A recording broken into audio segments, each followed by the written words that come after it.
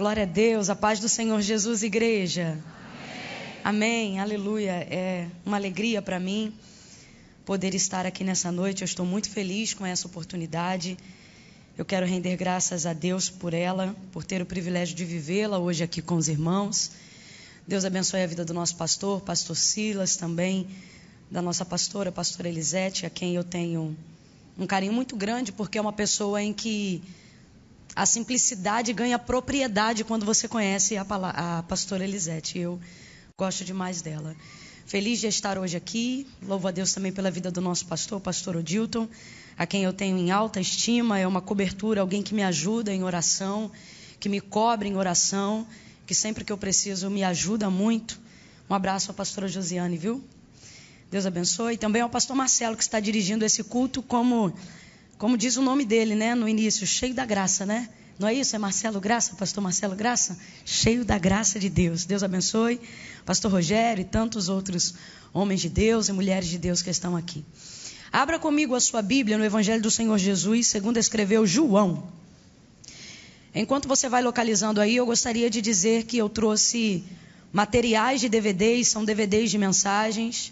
Se você desejar adquirir, vai ser uma bênção para a minha vida. Eles estão...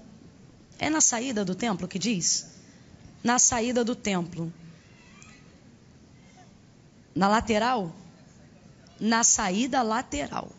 A igreja com muita saída é isso, irmão. Na saída lateral, tá? Sua saída hoje não é aquela, né, Raquel? Sua saída hoje é aquela.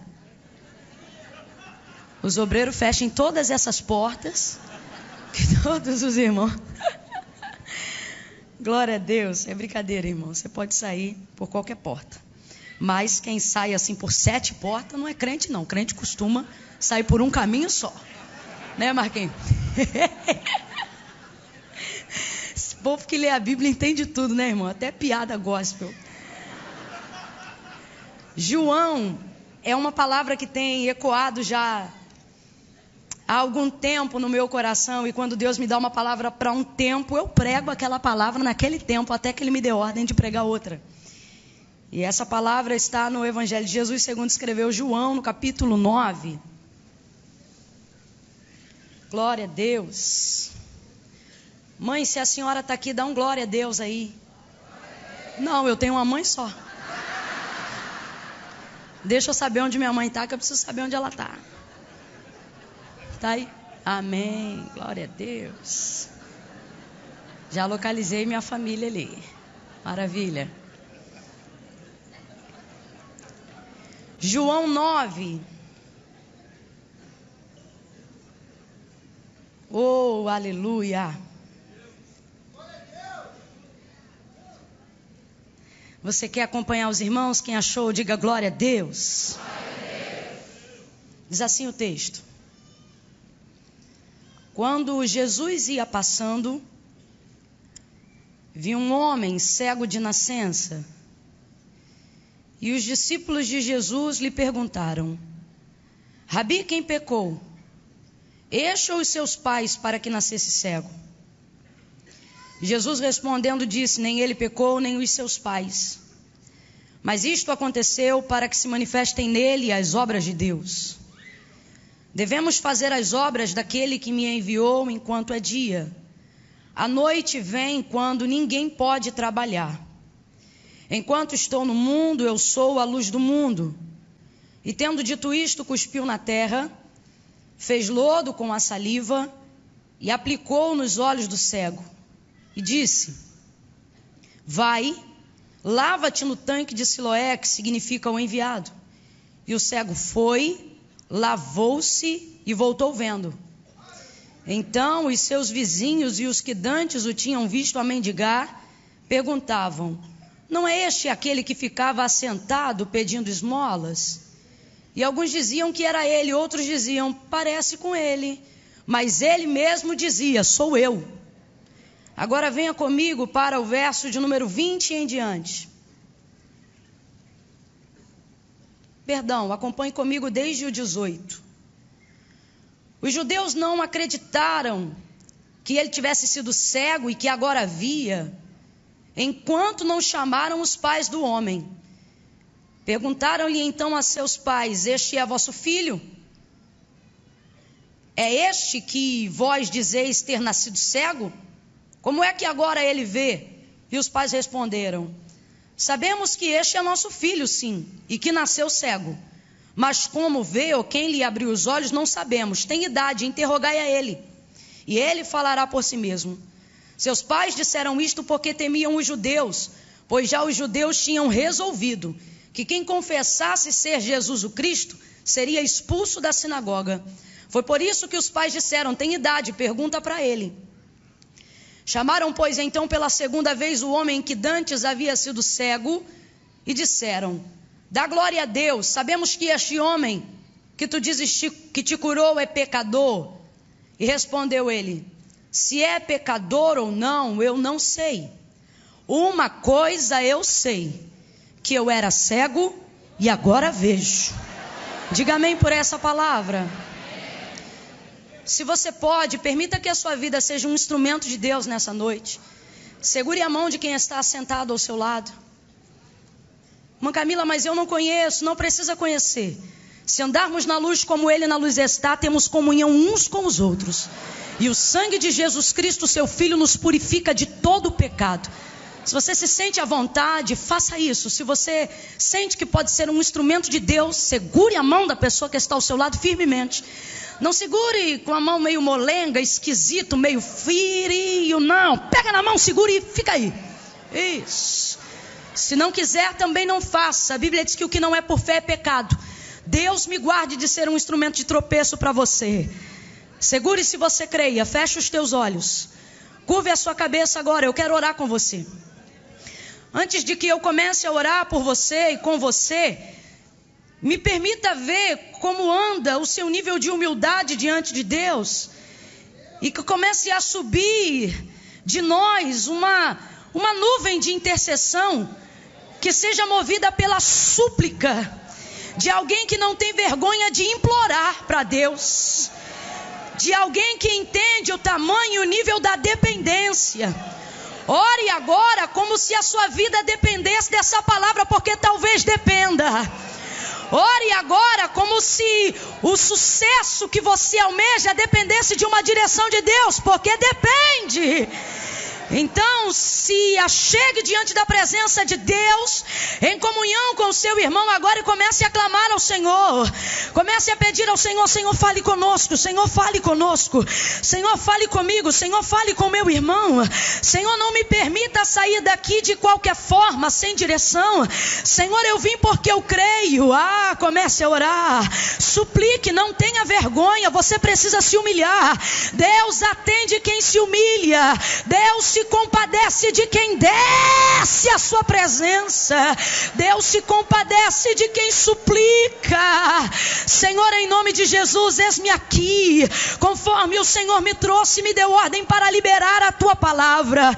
Eis-nos aqui na unidade do teu Espírito, Senhor. Todas as ameaças que nos cercam agora são neutralizadas, porque todos nós estamos agora submetidos ao teu poderio, e agindo o Senhor, ninguém pode impedir. Seja amarrado e neutralizado agora todo espírito que faz oposição à tua palavra, todo espírito que com ousadia tenta resistir. Há poder no teu nome, há poder no teu sangue. Eu creio que tu estabeleceste esta igreja neste lugar como janela para as nações.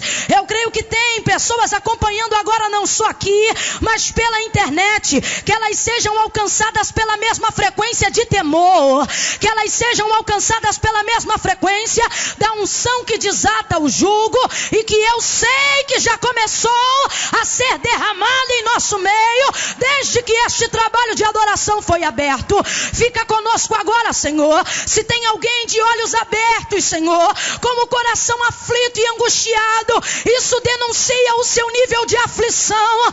Alcança essa alma agora, de maneira, Senhor, que a carne, que o homem natural possa se submeter completamente.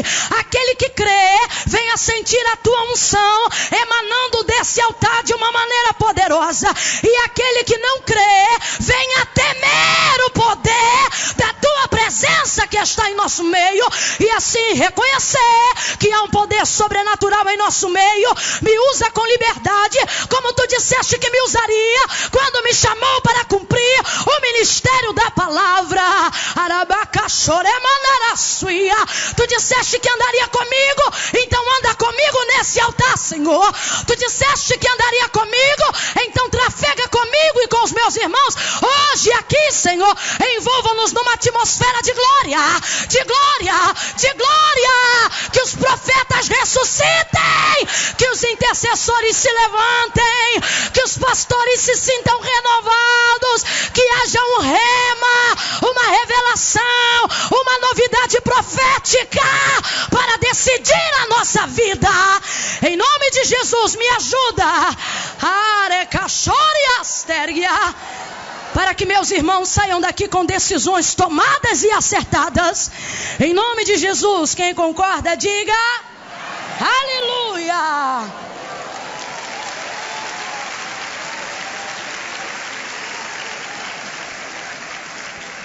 Oh, glória! Aleluia! Glória! Oh!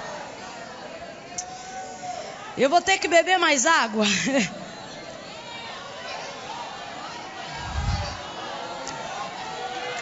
Não quebre essa atmosfera. Seja reverente a ela. Eu preciso beber água, mas sua boca está livre.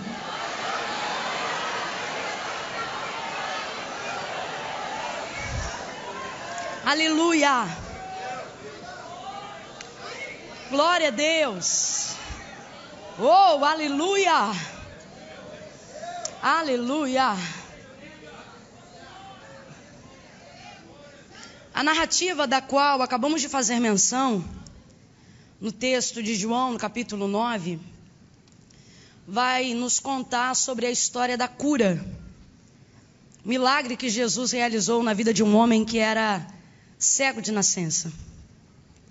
Ele tinha uma deficiência, e essa deficiência o acompanhava desde que ele estava no ventre da sua mãe. A narrativa é clara, o texto diz que o homem nasceu cego. Cego de nascença. Talvez você pense, o que eu tenho a ver com isso? Mas quando eu olhei para esse texto, o Senhor falou comigo, prega sobre ele, porque existem muitas deficiências que nasceram com muitos que estão aqui comigo, e a gente não percebe porque ela não está tão declarada como uma deficiência visual, como uma deficiência auditiva, mas ela não deixa de ser uma deficiência só porque não está aparente.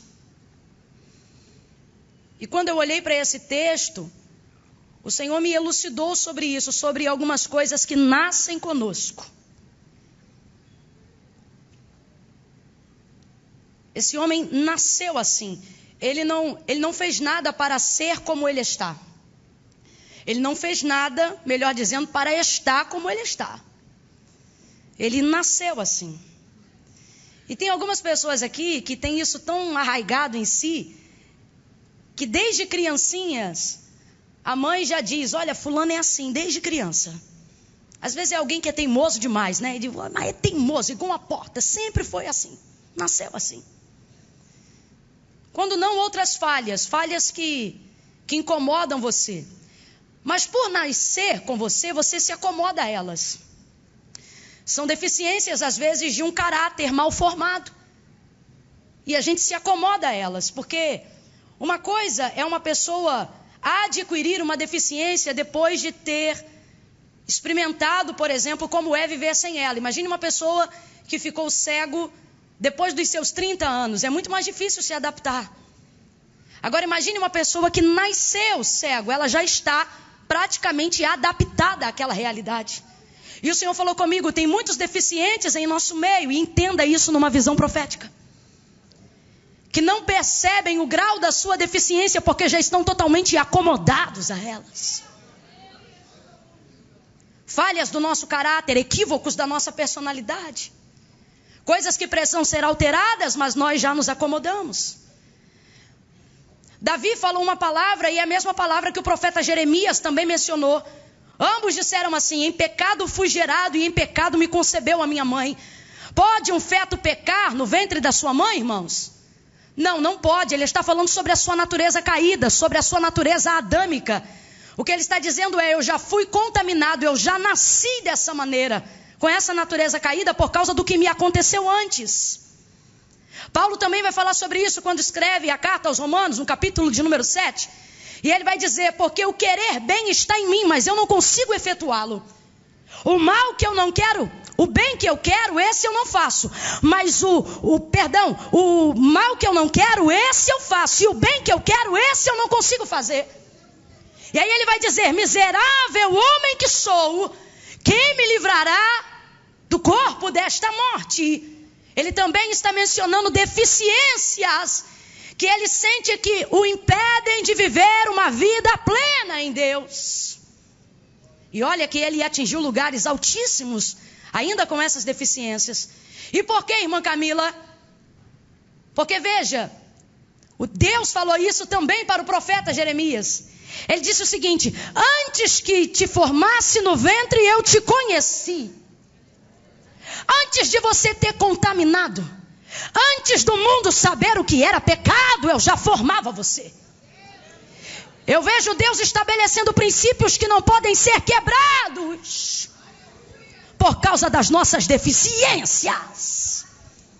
Eu vejo um Deus estabelecendo um plano de sucesso para a nossa vida que não será alterado por causa dessas deficiências. Por que, irmã Camila? Porque o Senhor visitará as áreas que nos impedem. Esse é o seu plano desde o início. Quando você observa a vida deste homem, você vai ver como Jesus trabalha na operação desse milagre. Olha o que o texto diz: quando Jesus ia passando, viu um homem cego de nascença. A deficiência desse homem, neste caso, é uma cegueira visual. Por causa disso, os discípulos vão olhar e vão dizer: Rabi, quem pecou? Esse ou seus pais para que nascesse cego? Só falam daquilo que ele tem, só ressaltam a sua cegueira, só falam da sua deficiência. Rapaz, isso é tão complicado que mesmo depois que o homem já havia ido no tanque de Siloé e já tinha sido curado, a vizinhança que viu esse menino ser menino cego, neném cego, adolescente cego, adulto cego, está vendo ele agora enxergando. E de vez ficar espantado com a cura e com o milagre que foi alcançado, não, mesmo depois de vendo, mesmo depois de curado, a comunidade local, a sociedade, só vai lembrar do que ele fazia. Vai dizer: não é esse o esmoleiro? Rapaz, o homem está curado. Viram ele nascer cego, ser menino cego, adulto cego, e agora estão vendo ele enxergar e não conseguem ver o tamanho do milagre. Apenas olham para ele e dizem: não é este aquele que pedia esmola? Então veja, os discípulos só conseguem olhar para aquilo que ele tem, só falam da deficiência. Rabi, quem pecou? Esse ou seus pais para que nascesse cego? Só falam da deficiência, só falam daquilo que ele tem. Complete para mim: só falam daquilo que ele? Só falam daquilo que ele? E a sociedade só fala daquilo que ele faz. Não é esse o que ficava sentado pedindo esmolas? Então veja, os discípulos só falam do que ele tem, a sociedade só o julga por aquilo que ele faz. Mas Jesus, dentro desse contexto, é o único que eu vejo aqui que não vai julgar aquilo que ele tem, não vai julgar aquilo que ele faz, mas antes de lidar com o que ele tem e antes de tratar do que ele faz, vai olhar para quem ele é. Quando você olha o verso 1 do capítulo 9, não está escrito assim: olha, quando Jesus ia passando, viu um cego. Quando Jesus ia passando, viu um esmoleiro. Não, não. Está escrito assim: quando Jesus ia passando, viu um homem. Quando Jesus ia passando, viu um homem. Eu não sei se você está entendendo, mas o Senhor te trouxe aqui para te dizer: eu não te vejo como o homem te vê. Eu não te vejo como a sociedade te vê. O homem te julga pelo que você tem. A sociedade te olha por aquilo que você faz. Mas eu sei quem você é. Independente do que você tem e independente do que você faz. Jesus vai olhar a humanidade desse ser humano, desse sujeito. Jesus está vendo a sua humanidade, a sua fragilidade. Oh, ei, caraçore, machore, barassuia. Talvez você diga, irmã Camila só está dizendo e viu um homem porque não era uma mulher. Não, não. A conotação do texto aponta para a humanidade. O que o Senhor está dizendo é: antes de que eu veja o que você tem e antes de que eu julgue o que você faz, eu sempre olho para quem você é. Porque para Jesus quem você é será sempre mais importante do que o que você tem e do que o que você pode fazer. Algumas pessoas estão achando que não vivenciarão um milagre por causa do que elas têm, por causa do que elas fazem. Jesus está dizendo: o meu olhar sobre você não está baseado no que você tem nem o que você faz. Antes, eu não estou dizendo que Jesus não vai cuidar dessas coisas, mas eu vim aqui te mostrar qual é a prioridade de Jesus quando Ele olha para você. Nem o que Ele tem, nem o que Ele faz. Primeiro, Jesus vai olhar para quem Ele... Falar bem rasgado para todo mundo entender. Você olha e vê uma prostituta. Jesus olha e vê uma mulher antes da prostituta. Você olha e vê um viciado em crack. Antes de você olhar um menino viciado em crack, Jesus olha o menino que está por trás do crack. Jesus sabe quem a gente é, meus irmãos. Talvez você diga: eu estou provado, eu estou apertado, eu estou arruinado. O Senhor está dizendo: não, você recebeu uma chance de mostrar quem você é quando você não tem. Você sabe por que o jejum nos leva a um nível de dependência tão grande diante de Deus? Porque é quando a fome chega que a gente revela quem a gente é de verdade. Não, é sério. O maior momento de mau humor é quando você está extremamente faminto. Às vezes o Senhor permite com que algumas coisas sejam retiradas para nos dar uma chance de que nos revelemos. Aí quando chega no 42 e Deus dá tudo em dobro que antes já tinha, o que Ele está dizendo é o seguinte: Ele não é porque tem. Quando Ele deixa tirar, Ele está dizendo: Ele não é porque tem. Pode tirar, porque Ele não é por causa do que tem. No capítulo 42 Ele diz: pode dar tudo de volta. E acrescenta: porque Ele não é porque tem, mas agora vai ter por causa de quem é. Agora vai ter por causa de quem é. Você está entendendo? Quando você entender que tudo que você pode ter e tudo que você pode ser é apenas uma sombra de quem você é, Deus vai te dar muito mais, porque Ele vai entender que você não está baseando o seu ser naquilo que você tem. É por isso que quando Jesus passa e vê o cego, Ele não olha para o que ele tem, Ele não olha para o que ele faz, Ele vai olhar para o homem que ele é. Se ele é bom, se ele é mau, se ele é pecador, se ele não é, não importa. Jesus não está olhando para o que ele faz, Jesus está olhando para quem ele é. Alguém diz cego, Jesus diz um homem. Alguém diz esmoleiro, Jesus diz um homem. Alguém diz prostituta, Jesus diz uma moça. Alguém diz traficante, Jesus diz um homem. Quando Jesus olha para o cego, irmãos, a especulação teológica começa. Rabi, quem pecou, ele ou seus pais, para que nascesse cego? Jesus curou a tantos e eles nunca perguntaram por que um era leproso, por que o outro era paralítico. Mas o cego, todo mundo quer saber. Aí eles botam como se fosse uma pergunta. Rabi, quem pecou? Esse ou seus pais, para que nascesse cego? Isso não é uma pergunta, isso é um julgamento. Quem pergunta diz por quê, não afirma qual é a causa. Eles estão dizendo, ou foi ele ou foi os pais. É só o Senhor falar quem é, porque que foi um deles, a gente já sabe. Começam os questionamentos, vem comigo e diga especulações. É exatamente o que acontece quando Jesus está prestes a fazer um milagre. É exatamente o que acontece quando Jesus para tudo e olha para você. As especulações começam. Eles não tiveram o mesmo interesse por nenhum outro que apareceu necessitando de socorro dentro da história, mas fazem da vida do cego o assunto do almoço. Fazem da vida do cego o assunto da janta. Fazem da vida do cego a tese para ser especulada. Eles não estão preocupados com o cego, porque se o princípio fosse esse, também se preocupariam com os leprosos, se preocupariam com os paralíticos. Eles não estão interessados no cego. O interesse deles é porque o cego é interessante para Jesus. E tem gente aqui deixando de dormir, ficando agoniado, perturbado, porque foi Jesus olhar para você e as especulações começaram. Foi você botar uma Bíblia debaixo do braço e as especulações começaram. Eu não tive o privilégio de nascer num lar evangélico. Então, outrora, quando ia para baile, nessa ocasião, ninguém queria saber com que dinheiro eu pagava o ingresso.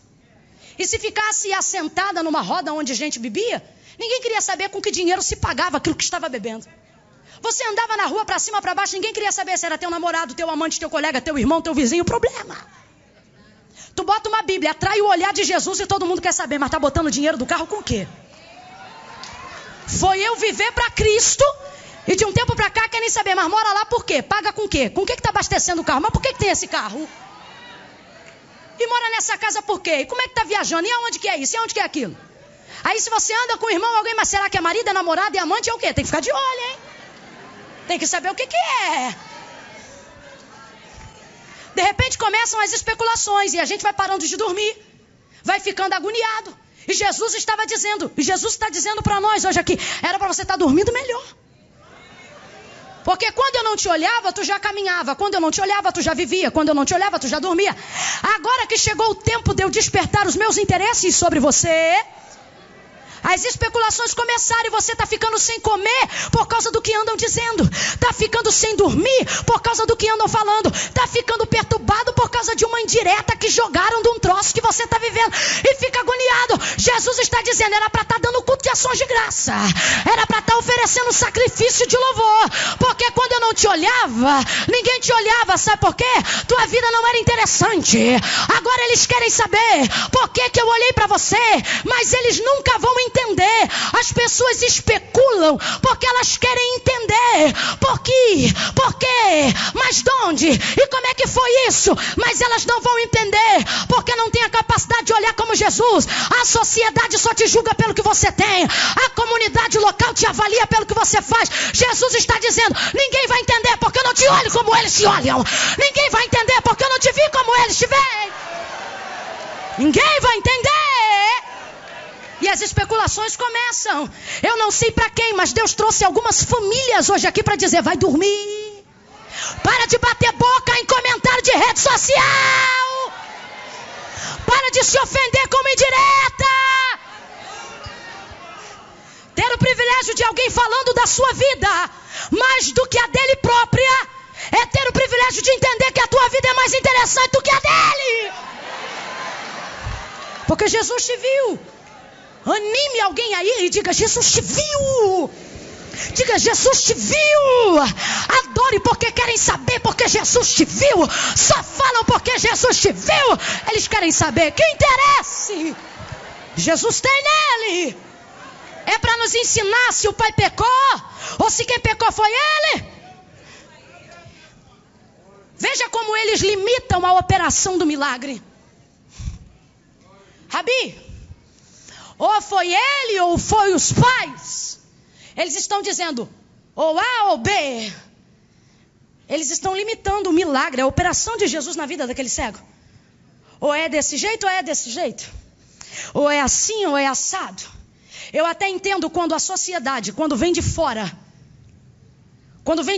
e alguém limita dizendo, é porque ele é assim porque o pai era, e a mãe é assim e ele vai ser assim também.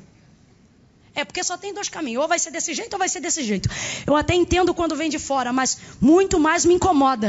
Jesus está mandando eu falar sobre isso. Quando não vem de fora, vem de você. Aí me incomoda muito mais.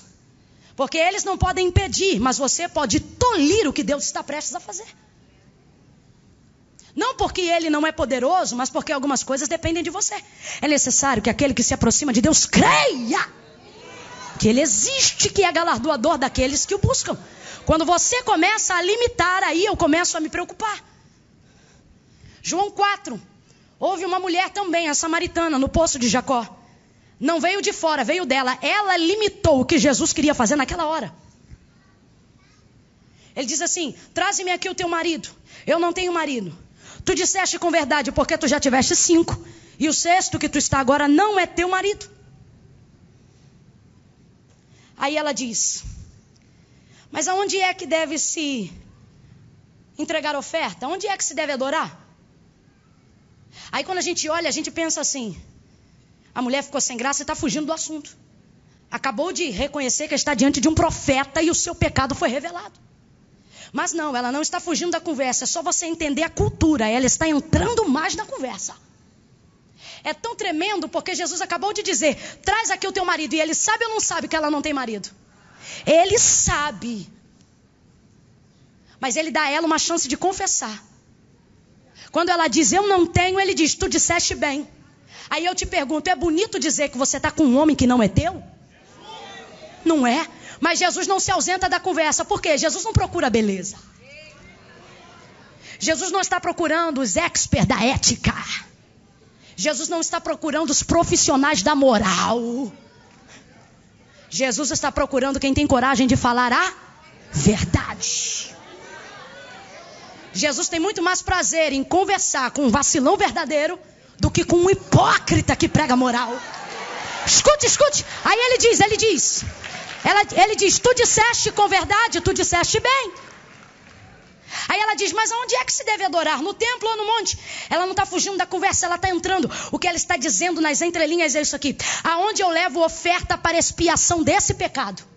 No templo ou no monte? Aí Jesus vira para ela e diz, tu sabes que a salvação vem dos judeus. O que ele está dizendo é: se tu quisesses levar oferta para a expiação desse pecado, tu terias que levar essa oferta para o templo, porque é lá que Deus recebe a oferta. Lá com os judeus. Dizendo isso, o que ele está dizendo é o seguinte: mas lá tu não entra, porque tu és samaritana. E no monte, Senhor, no monte é Deus que não aceita, porque vocês perverteram a liturgia do culto. Eu não sei se você está entendendo, ela acabou de limitar. Ela está dizendo: eu recebo perdão no templo ou no monte? Aí Jesus diz: pegou para você, porque você limitou. Você acha que perdão só tem no templo ou no monte? Aí o que ele está dizendo pegou mais ainda. Porque o que ele está dizendo é o seguinte: no templo tu não entra e no monte Deus não aceita. Tu vai fazer o quê? Ele já vem com a solução em seguida e diz: mas a hora chegou. Nas entrelinhas, Jesus está dizendo: não precisa esperar o domingo da Santa Ceia para fazer concerto. Faz na quinta-feira da vitória.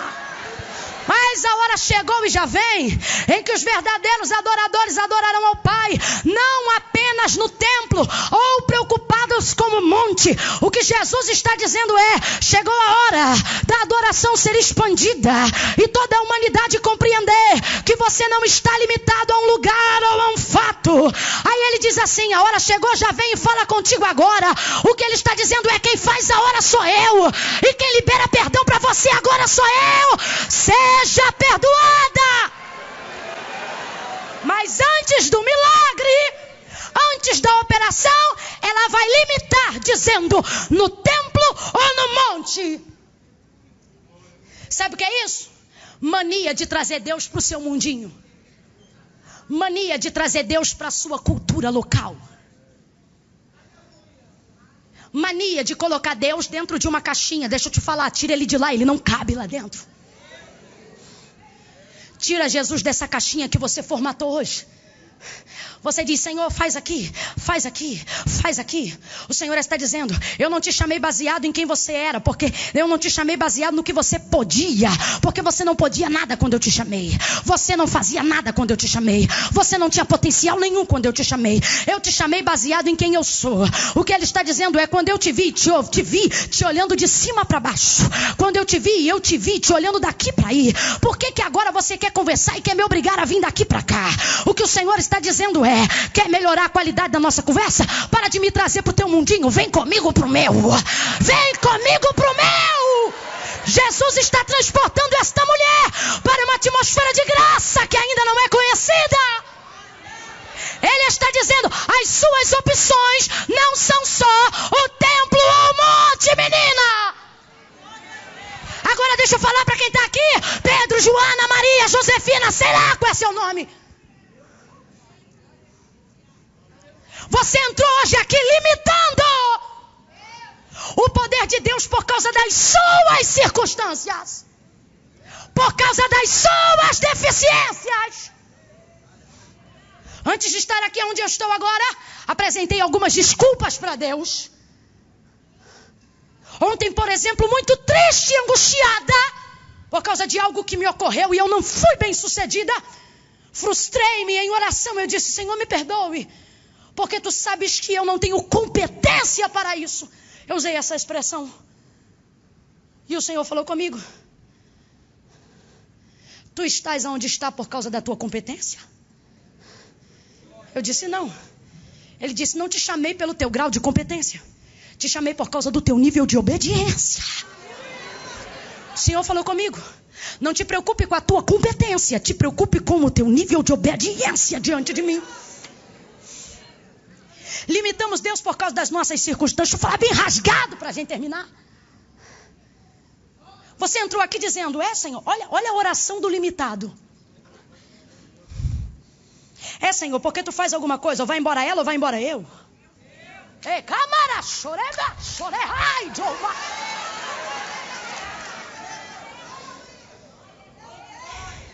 Senhor, porque eu quero fazer a tua obra. Mas ou o Senhor me dá um salário digno e eu faço a tua obra, ou o Senhor abençoa a minha vida espiritual para que eu seja remunerado e assim eu possa largar o trabalho. Teu papo com Deus é esse, ou uma coisa ou outra. Ele está trazendo Deus para tua caixinha. Ou é aqui ou ali. Senhor, porque ou tu abre o empréstimo no banco ou eu vou ter que falar com a agiota. Limitando o poder de Deus por causa das suas circunstâncias, trazendo Deus para o seu mundinho. Ei, não foi o cego que achou Jesus, foi Jesus que passando viu um cego. Não foste vós que escolhestes a mim, João 15, foi eu que vos escolhi a vós. Jesus está dizendo: não está no seu controle, mas está no meu. Senhor, porque ou sai ele ou sai eu. Jesus, quando eu olhei para a mensagem, ele disse: diga à minha igreja que eu sou a terceira alternativa. Eu disse: Senhor, não tem, só tem duas, ou é ele ou os pais, ou é o templo ou é o monte. Jesus disse: pois é, diga que eu sou a opção surpresa. Qual? Aquela que ele não cogitou, aquela que ela não pensou. Sabe aquele profeta que revela tudo quando você precisa? Fala que eu não contei para aquele profeta, contei para um que ele não conhece. Sabe aquela irmã que tem os sonhos de interpretação e que de vez em quando você procura para interpretar? Tua vida está branca para ela, porque o Senhor está dizendo: eu tenho uma opção surpresa, uma opção desconhecida. Ou sai ele ou sai eu. Jesus está dizendo: e se eu te disser que não sai ele nem você, entra eu e fica os dois.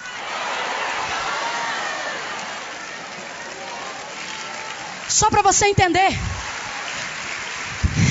Libera a palavra profética, irmão. Libera a palavra de fé. Pega na mão de dois aí e diga para ele: Deus manda te dizer. Isso é profético. Eu estou debaixo de uma palavra profética. O Senhor está me revelando pela sua palavra. Não estou falando, como diz o nosso pastor, de dia, de hora, de ano, de número de conta. É profético. Pega na mão desse teu irmão e diga para ele: tem surpresa. A opção surpresa vai pintar na tua casa. A opção surpresa vai pintar no teu trabalho. A opção surpresa vai entrar no teu casamento. Quem pode celebra. Surpresa. Vai ter surpresa. Eu creio. O telefone vai tocar. Eu creio. A porta vai se abrir. Eu creio.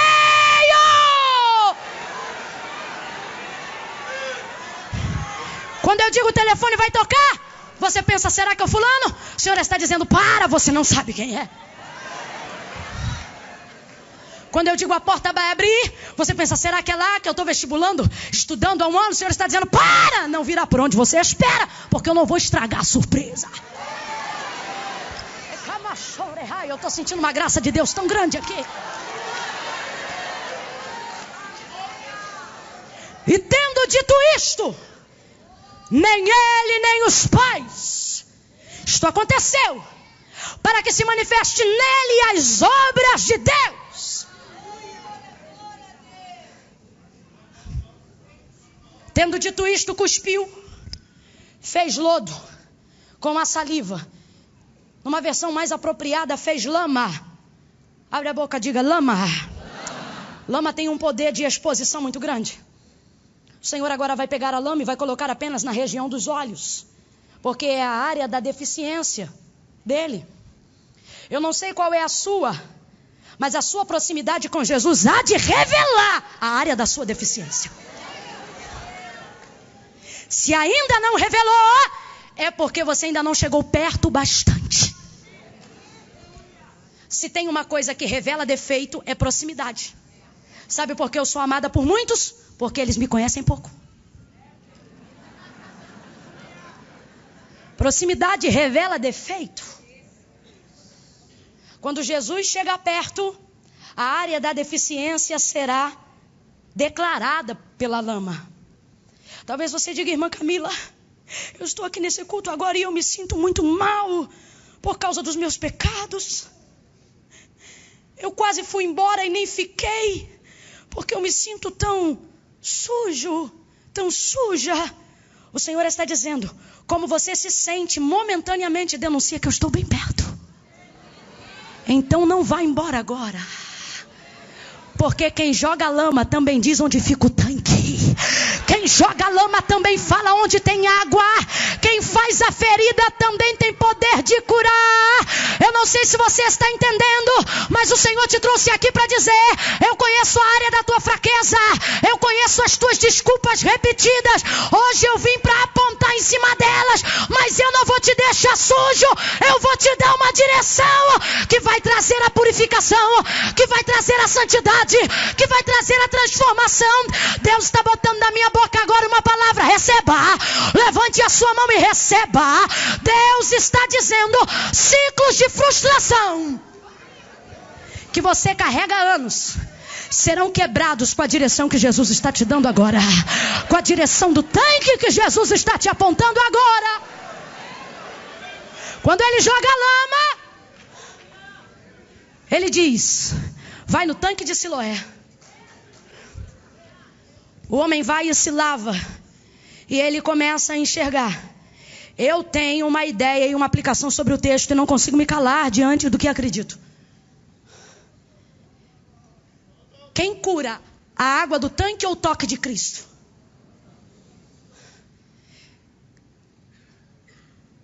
Quem cura a água ou as mãos de Jesus?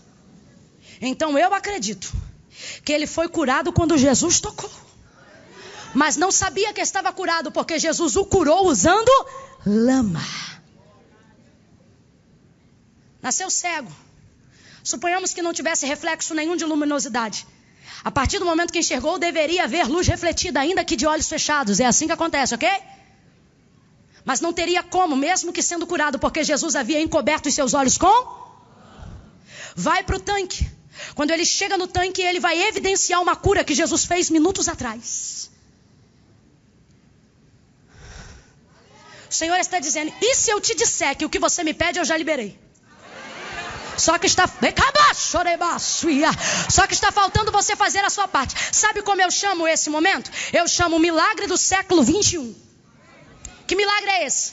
Quando perguntam assim, cego, diga, como você foi curado? Ele diz assim, o homem chamado Jesus jogou lama, eu joguei água e vi. Em outras palavras, ele está dizendo, ele fez a parte dele, eu fiz a minha, o resultado é esse. O Senhor está dizendo, eu tenho feito a minha parte, mas você tem atendido a direção? Eu tenho feito a minha parte, mas e você tem ido ao tanque? Eu já quebrantei o coração de quem você precisa pedir perdão, mas você não liga para ele. Eu já visitei o endereço que tu me pediu reconciliação, mas tu troca de calçada toda vez. Eu já toquei no coração desta moça, que tu ora por ela 3 meses dizendo, Senhor, eu quero ela, mas quando o culto acaba, tu não pergunta se pode levar ela em casa. Jesus está dizendo, eu fiz a minha parte. Minha parte já está feita.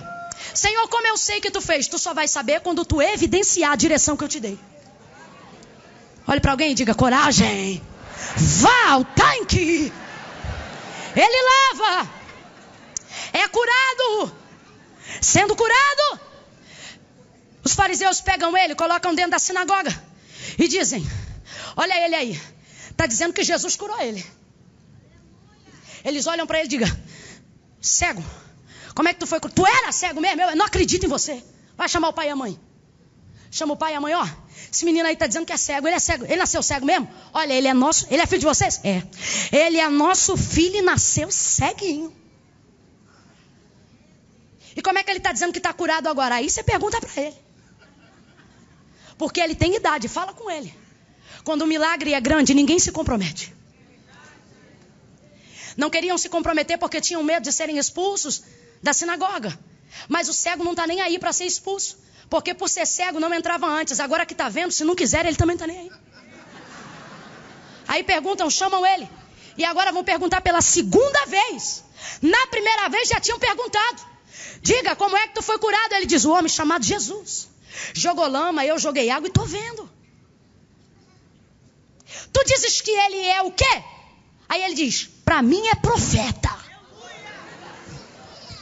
E aí perguntam para ele, fala de novo, dá glória a Deus, porque esse homem aí que tu está falando, ele é pecador. Fala como é que tu foi curado. Ah, irmão, ele me vira para os homens e aí eu já entendo por que Jesus escolheu ele. Não era porque ele tinha, era por quem ele era mesmo. Vou te falar quem ele era agora. Quando perguntam, quando dizem assim, dá glória a Deus, o homem que te curou é pecador. Fala direito como é que você foi curado. Ele diz assim, vocês querem ser discípulos dele? É por isso que perguntam tanto. Aí eles dizem assim, nós não. Nós somos discípulos de Moisés. Vai tu ser discípulo dele. E o homem me sai. E as palavras finais dele são essas. Se é pecador ou não, eu não sei. O que ele está dizendo nas entrelinhas é, quem fala do que não sabe é você.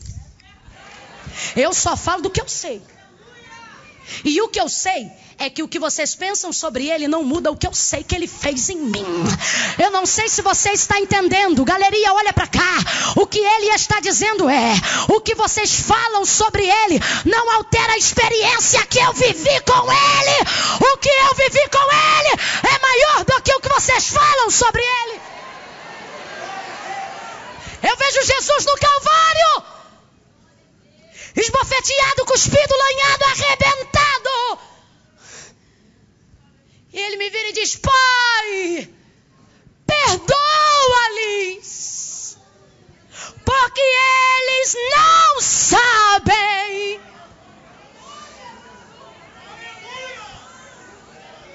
O ex-cego deu um show de ética para os príncipes.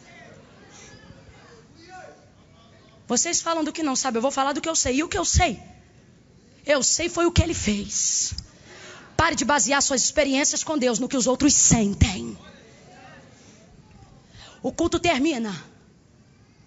E tu diz, tu sentiu aquele negócio aquela hora pro irmão? Ele diz assim, não senti nada não. Ele diz, pode ser emocional mesmo.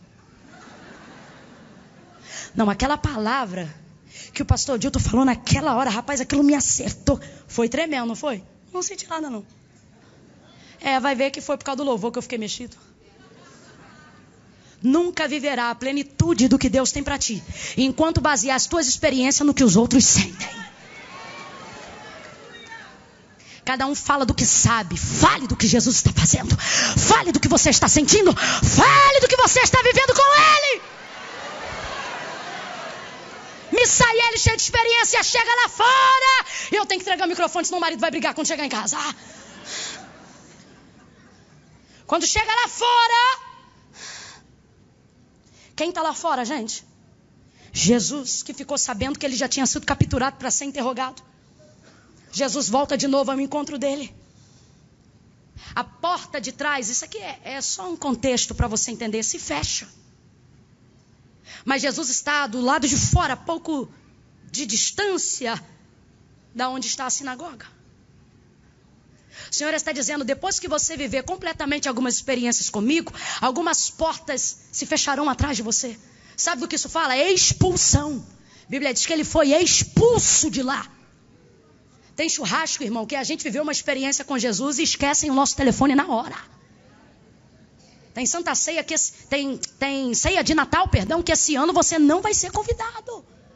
Tudo porque você diz que está vivendo. Não chama ele não, porque só sabe falar do que está vivendo, do que foi o culto daquele.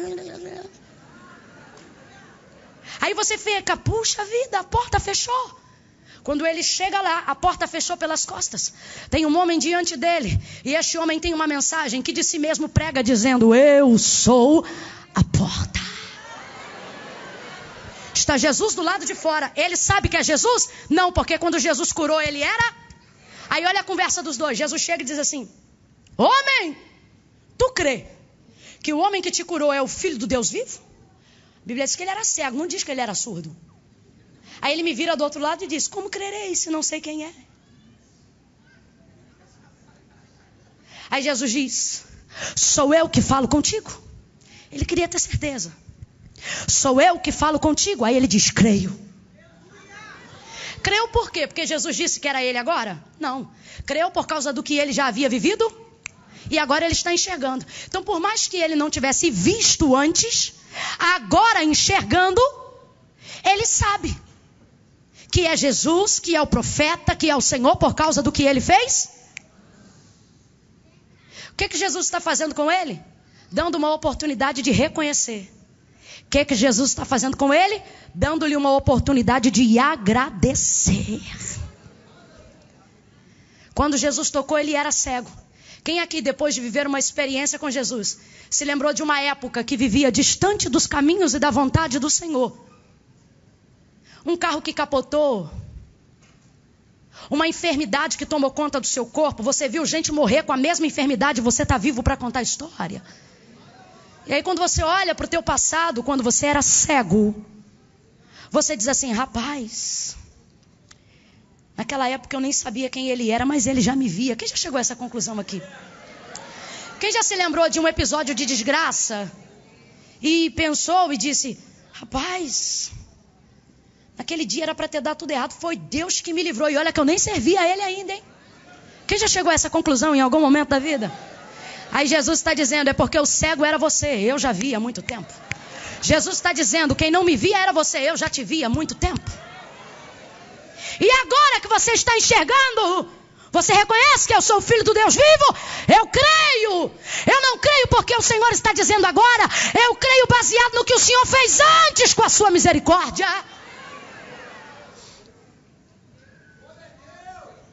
Jesus está dizendo: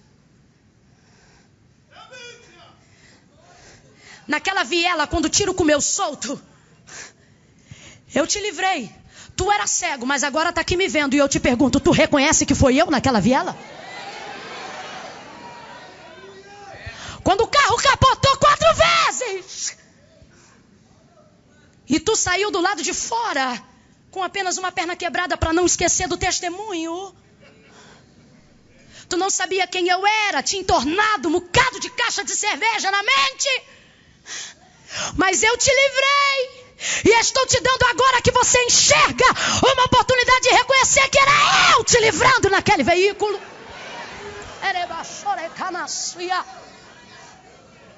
Teu casamento já era para ter ficado em pedaços. A mulher que você amava era para ter partido. O homem que você queria ia se despedir com uma adúltera.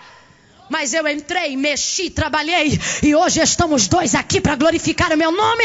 Agora eu te pergunto, baseado no que eu fiz antes, tu reconhece agora que eu já te via, que eu já te sondava, que eu te protegia, que eu te amava, que eu preparava um plano para você? Fica de pé, igreja linda de Jesus.